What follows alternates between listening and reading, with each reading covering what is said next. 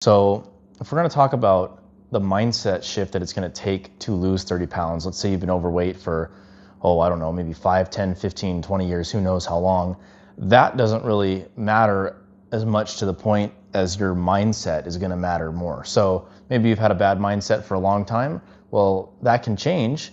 And when that changes, then you're going to find that you'll lose the weight. So how do we get to this point where our graph is going up like this? And how are we doing small wins and actions? So a small win on a weight loss journey could be something as simple as choosing a healthier protein source. Let's say you drove past Chick-fil-A and you said, oh man, I really want some sort of grilled chicken. Or maybe you drove past Popeyes and you want grilled chicken, but you say, or not grilled chicken, sorry, you want deep fried chicken. You say, no, I'm gonna go for a healthier option. You decide to go to Chipotle instead if you really had to eat out. And then you get their grilled chicken and just a little bit of rice, beans, something healthy, maybe some greens as well, a little bit of salsa. That's an actionable step that you can take on a weight loss journey that's going to jump you farther ahead instead of take you back. So we want this action bar here. We want to get this as high as we can. We want it to max out this way, as many as we can. And then our self-belief meter, we could put, I don't really know how you want to measure this. We could just say points. So this will go 5, 10. We could do increments of 5 as well. The more wins we achieve in a day, the higher our self-belief points are going to go. So when you say you're going to do something and you don't do it, you bitch out of doing what you said you were going to do, especially as a man, it makes us kind of feel less confident in ourselves, and it's going to make you not really believe yourself. If you can't believe yourself, then you can't really do shit, man. Like, you have to be able to take what you say you're going to do and then transform that say into an action. And that's why the actionable steps, I think, this chart right here is like the baseline to changing your mindset. Because as you accrue the wins, then the belief is going to also improve. It's not going to happen overnight. This is not going to take maybe even 1 month, 2 months, 3 months. It might even take 6 months to a year, depending where you're at in your journey, for you to become sort of a self-believer, shall I say. And when we get this maxed out up here, that's when we're going to start seeing a lot of changes in pretty much how we perceive ourselves and how confident we are to go through our daily lives. Now, I'm at a point where I can say, okay, I know I need to eat 1,800 calories and it needs to be 150 grams of protein. I'm going to get that done. It's not really even going to be a problem. And when I first started my journey, literally in the first week of my fat loss journey, it was crazy. My mom had made some cookies from Christmas and they were in the freezer. And I was like, all right, well, I probably shouldn't eat these. And I said, no, I'm not going to eat the cookies. And I ate them anyway. I ate literally a whole bag of cookies in 3 days. I mean, like a bag. And it was bad. And of course, I was like, oh, I feel bloated. I feel terrible. I was like, why did I do that? Because I didn't have the self-belief and I hadn't stacked up the little wins. And I wasn't able to really even manifest that for myself. I couldn't believe in myself enough to the point where I could say, okay, no, I'm not going to eat that because I know the leanest version of myself, the healthiest version of myself wouldn't do that. I didn't know who that person was, so therefore I binged on the cookies and I ate a whole bag of them in 2 days, 3 days. Forgot how many it was. It was a lot of cookies in 3 days, way past the amount of calories I should have had. So just doing this alone, and not only in food, right?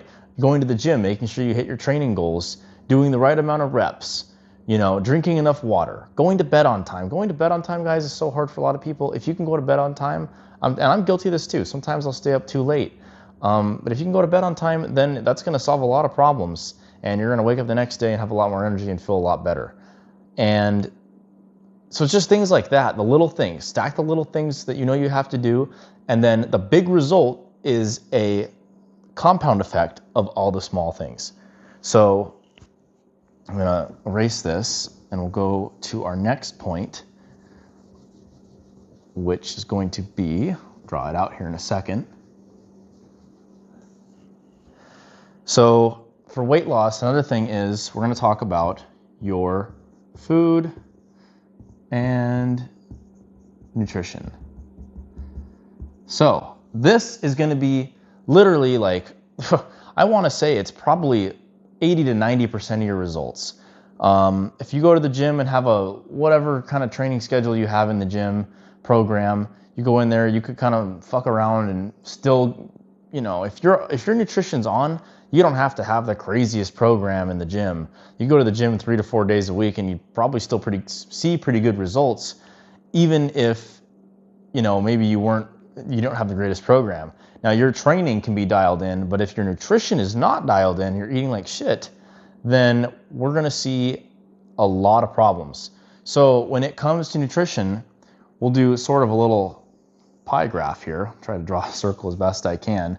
Your main nutrition we need to be focusing on, kind of put this in the matter of importance. We'll do protein goals here. And I'll explain this one. Oops. Protein goals here. So I would say hitting your protein is at least a third important to having that aesthetic build. If you don't hit your protein goals, we're going to say 30. We're going to say, I don't know, this isn't 40%, but I would say it's so 40%. Hit your protein goals. And if we can hit our protein goals, then we're going to maintain the lean mass that we've built while we're in the gym training. And when the fat peels off, then the muscle is revealed. And if we don't do that, then we're going to lose a lot of muscle. So it's important to keep our protein high. And usually I would say 1 gram per pound protein for of body weight. So 1 gram per pound of protein for every pound that you have a body weight. And that's going to be for this one. Then the next part is going to be, I would say, we'll put sort of in this is, you know what, let me see if I can fix this line. Kind of go like this. This is going to be strength train.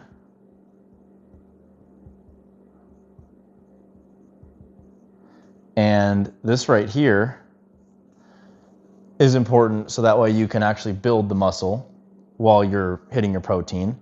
So there's pretty much 3 things here, and the biggest one, we'll take this down to like 30%. We'll probably say this is like 30%. This is probably like closer. We'll say this is 20 for now. These are sort of order of importance. And then of course, this is going to be the biggest one, calorie deficit. Calorie deficit, you guys, that's what's going to cause you, it's more than 50%. We'll just say like whatever, 50% of the importance. This is the vast majority of what's going to lose fat. If you are not in a calorie deficit, I'll explain strength in a second, but if you're not in a calorie deficit, you are simply not going to lose weight. It is very, very simple. It's hard to achieve all 3 of these things. Yes, I'm not saying it's easy, but it's very simple and it's very straightforward. Once you know what your maintenance is, and there's a couple ways to do it, I actually like to use a maintenance calorie calculator, and usually it's quite accurate. I'll just type in calorie calculator and I'll get the first one that comes up. I forgot what website it's called, but you can just do it that way. Or the other way that I'll also do it, which is definitely probably more accurate if you really want to be nitty gritty into this, is just decrease your calories if you're in a surplus, or increase your calories if you're in a deficit, until you see no weight change for a couple of weeks, and then you've hit your maintenance. But yeah, calorie deficit is critical to getting the lean physique that you want. If you are not in a calorie deficit, you won't lose weight. So knowing that this is the most important one, and I kind of skipped strength training because, again, strength training is not the most important. Again, this is like 80% here with protein and hitting the calorie deficit. Strength training, yeah, it's like 20% of the importance. Of course, we have to go to the gym, but without hitting these 2 things, you're gonna A, look terrible, B, you're not gonna be very strong, and C, you might find lifting very difficult if you're not properly eating carbs before your lifts, or your nutrition's not whole foods. And that's another one that I'm gonna get to in a second, is whole foods.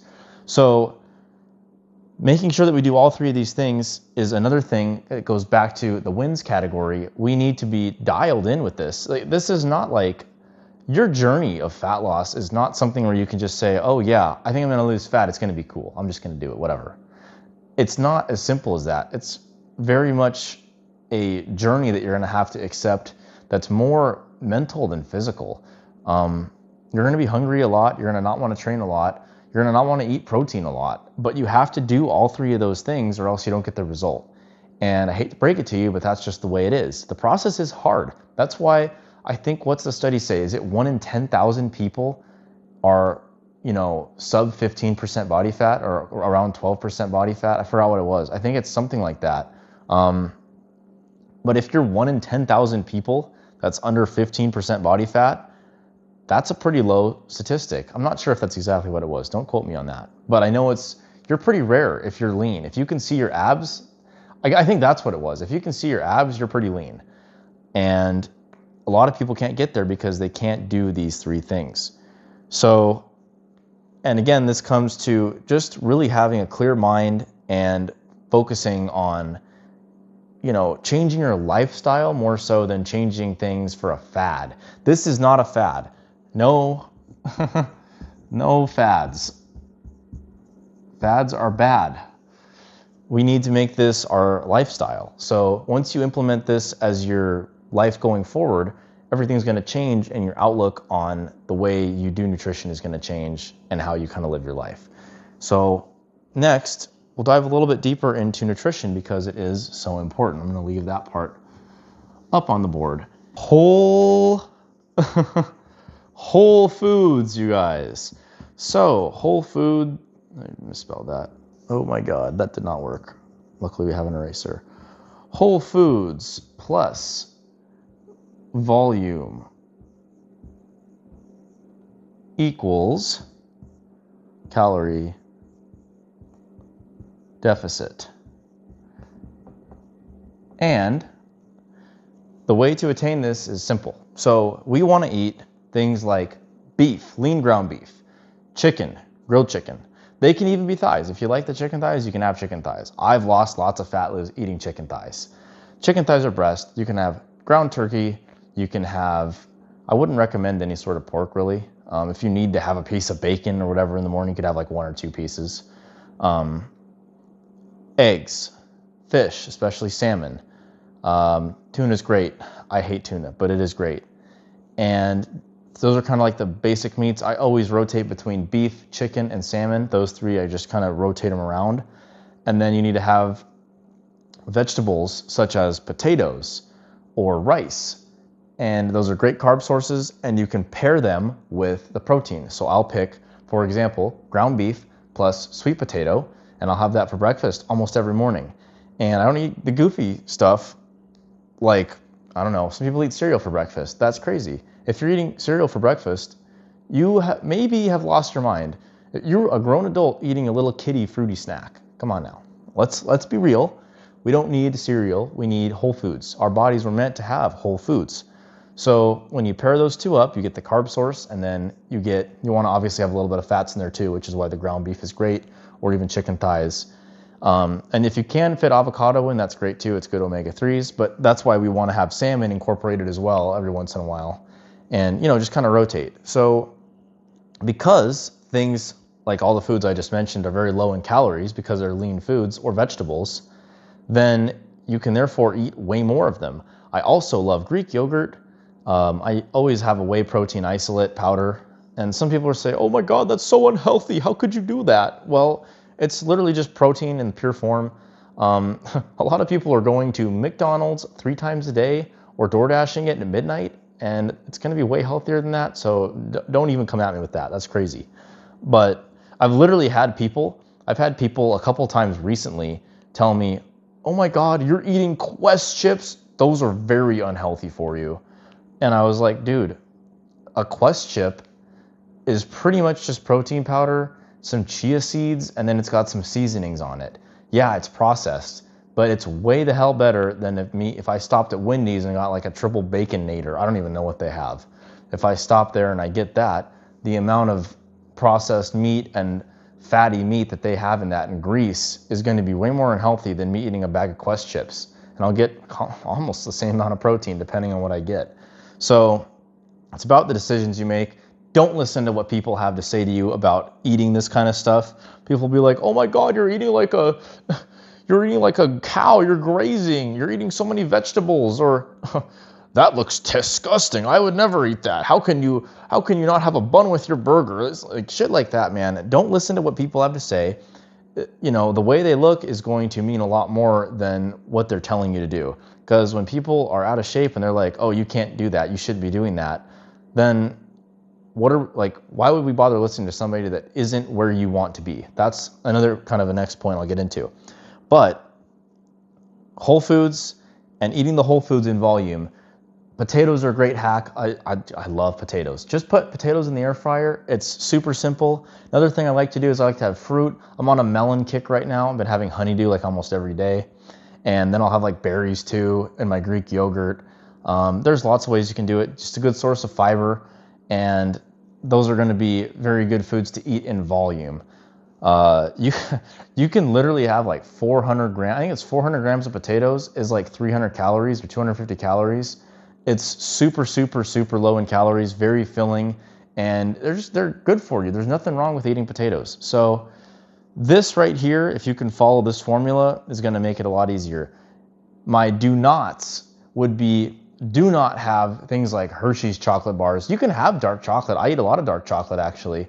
And it's, you know, if it's low in calorie and you're just eating a little bit of it, that's fine. But don't be eating a whole Hershey's milk chocolate bar. That's not going to be good. Don't be eating cereals. Don't be eating fruit juice. Can be a real trap. That's very high in calorie. And like the actual fruits don't have near as much as the juice does, right? So you can get away with those. But if you plow through fruit juice, just be careful. Another thing that I want to make sure that we kind of touch on, and well, I already did, is we're going to get into, as sort of a last point, why we don't want to listen to other people. So I'm not even going to erase this, but we'll kind of just continue. Basically, as I was saying, there are going to be people that are going to tell you, wow, man, like you're getting pretty skinny. Are you sure you don't want to eat more? Or it's kind of weird that you're not eating like bread. Or I personally don't eat bread. Like you can eat bread, but like if you're choosing not to like have the burger on the bun, or oh my God, you're not getting a cinnamon roll for breakfast. That's just tradition. Like we always do that. You know, it's like shit like that, man, where people are going to like kind of guilt trip you or like say like, oh, I'm surprised you're doing that. That's kind of weird. Isn't that bad for you? And you just have to take the punches and roll with them, because people are going to keep sending that. They're going to give you that energy, and they're going to try and convince you that what you're doing is not correct. It is out of the norm, but they're going to convince you that you're not doing something that should be done. So if you want to achieve your goal of, you know, losing body fat, however much it may be, wherever you're at, you have to go the opposite direction from what's normal.